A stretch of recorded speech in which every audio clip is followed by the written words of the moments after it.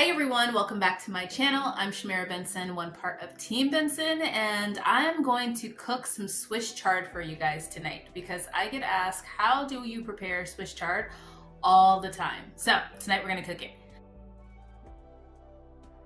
But first we have to go outside and grab some to go with our dinner.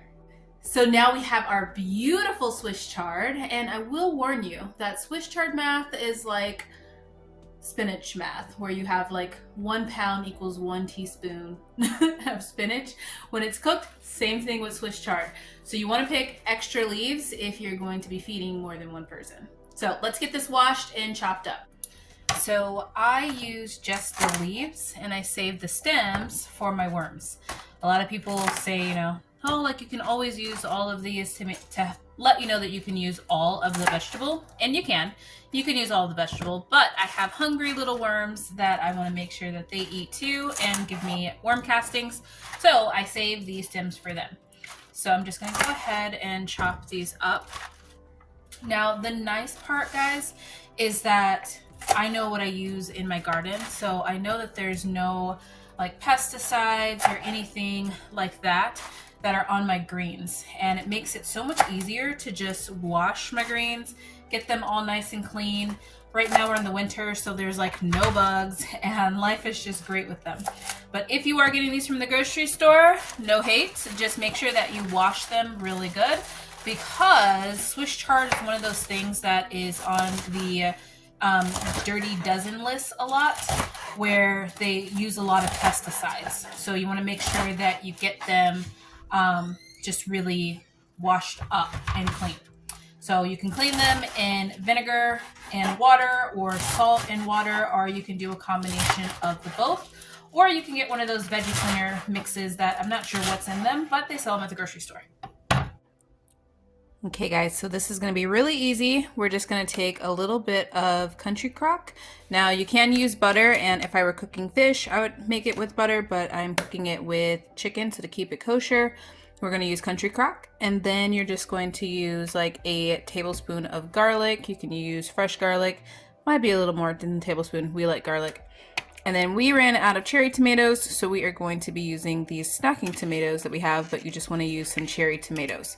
Now this is going to be the start of it. We're going to get the butter melted and the garlic, and then we'll go to the next step.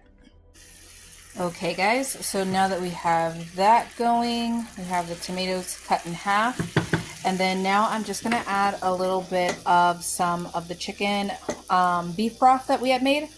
I had a little bit left that I couldn't can, so it's kind of like a gelatin at this point, and I had it in the refrigerator, so we're just going to add a couple teaspoons of that.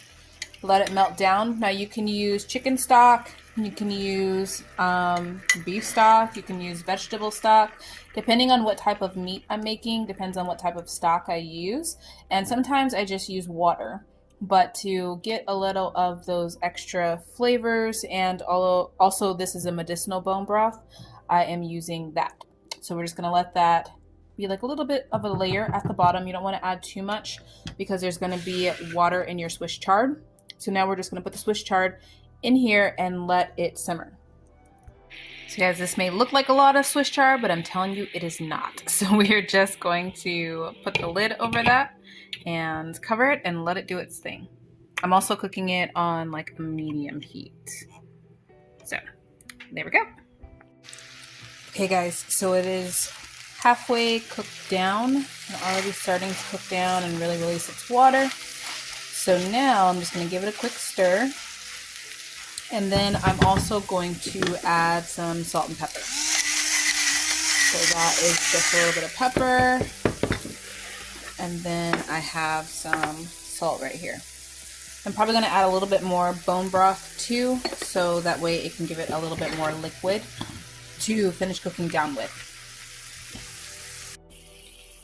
See guys, I told you that was going to cook down to like nothing. So now we are just going to layer it over some rice. We have some basmati rice. We're going to put our greens, our Swiss chard over it. And then we have just some roasted chicken to go with it. And that is a Thursday dinner.